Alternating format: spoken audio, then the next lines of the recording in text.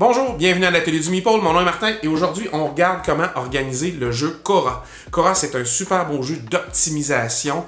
Il vient déjà avec un insert intéressant, mais avec mes gros doigts, aller chercher des fois les petits pions qu'il y a dans certains petits endroits, c'est pas facile. Alors ce que j'ai fait, c'est des interventions quand même pas très grandes, mais juste assez pour upgrader, je dirais, un petit peu l'insert qui est déjà super bien fait. On regarde ça ensemble.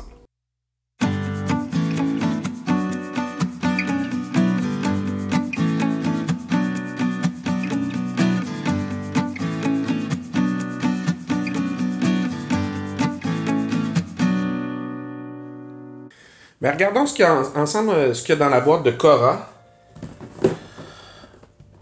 Alors, d'abord, je vous fais remarquer qu'il y a du jeu. Je l'ai déballé. Puis, vous voyez, il y a un petit jeu. Une fois que j'ai tout enlevé les cartons, évidemment, les punchboards sont là. Puis, ça fait souvent ça. C'est souvent le problème qu'on a.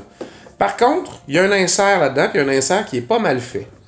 Il est assez bien fait. Si j'enlève le board, qui est assez large, il se déplie juste en deux, fait qu'il est plus large que haut. Vous voyez déjà l'insert ici, et vous avez les plateaux personnels, les 4 plateaux personnels comme ça. Fait que qu'est-ce qu'on a? Ben, on a des petits creux pour tout mettre. Alors, je vais probablement juste faire une petite boîte qui s'insère là-dedans, et dans lequel je vais mettre les pions pour que, quand je tire sur la boîte, ils viennent tous d'une shot. Fait que je vais le faire 4 fois pour ça ici, pour chaque couleur. 1, 2, 3, 4. En dessous, ça s'ajoute à votre plateau personnel. Il y a des rangements pour les cartes. Bon, il n'y a pas assez de place pour sliver les cartes. Mais c'est pas un jeu où on brasse les cartes énormément. Les grandes cartes, vous allez les brasser une fois par partie, alors ça vaut vraiment pas la peine. Puis eux autres, ben, vous allez les brasser aussi une fois, puis après, une fois après ça, vous allez les donner, puis ça va être ça. Alors, les gens vont en repiger, mais il y a pas de, vous n'avez pas à rebrasser. C'est pas un deck builder pantoute. Même si vous devez aller chercher des cartes, mais vous allez les jouer après ça. Alors, ce qui est intéressant, c'est qu'il y a ici des jetons de toutes les couleurs.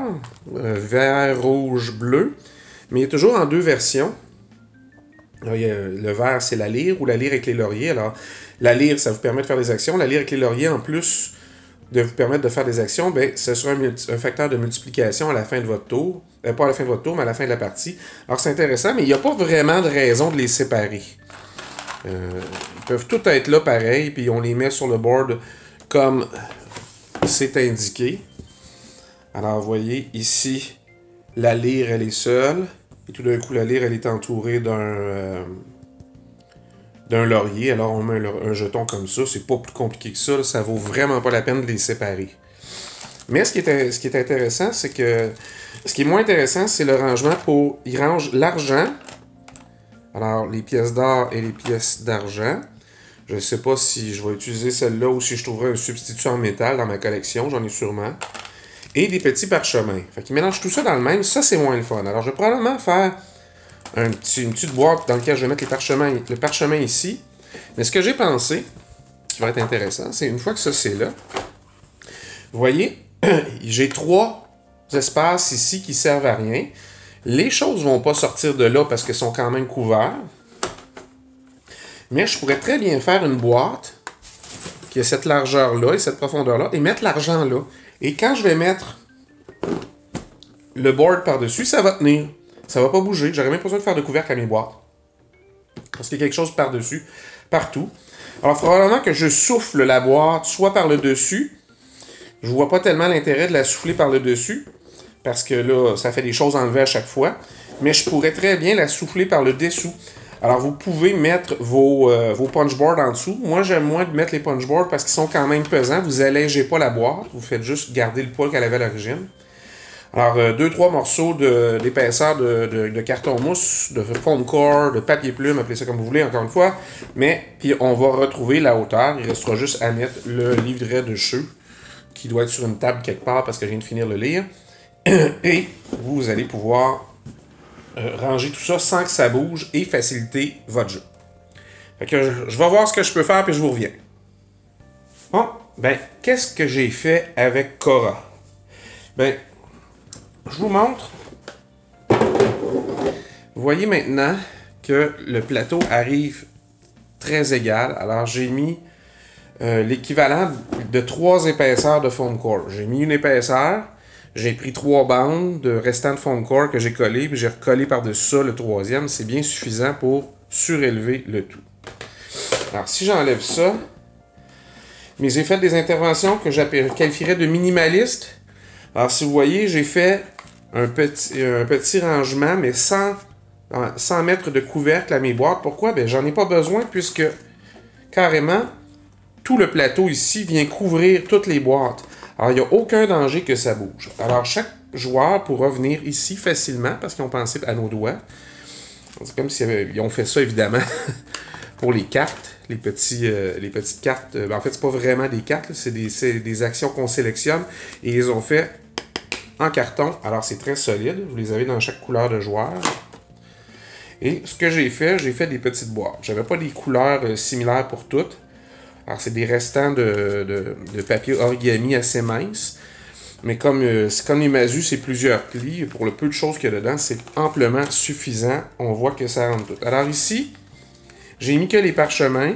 Ici, j'ai mis tous les petits jetons que je vous parlais avec les lauriers ou pas de laurier. Les différents jetons de joueurs. Il manque l'argent. Qu'est-ce que j'ai fait avec l'argent? Ben, je vous explique. Si on met ça ici comme ça, il reste un espace là. Alors, j'ai fait tout simplement une petite boîte qui s'insère dans l'espace restant et qui vient vraiment à la hauteur de l'insert ici. Comme ça, quand je vais déposer par-dessus le plateau de jeu, bien, ça ne va pas bouger, tout simplement, comme ça. Alors, je ne sais pas si on prévu des extensions, rajouter des choses un jour. Souvent, les designers de jeux s'enlignent comme ça. Ce jeu-là semble être fait par un groupe de personnes. Alors, je ne sais pas à quel point ils ont pensé plus loin pour des extensions ou pas, mais ça permettra, s'il y en a, peut-être d'en rajouter. Il y a moyen de rediviser certaines choses. Il y a moyen aussi de refaire des petites boîtes pour mettre là, d'ajouter probablement, dans ce cas-là, la moitié des jetons d'un joueur, la moitié des jetons d'un joueur, venir en faire ici. Fait que je pense que c'est un jeu qui a beaucoup de potentiel. C'est pas le jeu le plus complexe au monde. Il y en a des beaucoup plus complexes que ça. Si ce que vous cherchez, c'est quelque chose pour vous casser les neurones. Mais c'est un jeu d'optimisation bien le fun. Bien le fun. Alors, voilà. Comment on range Cora de façon efficace.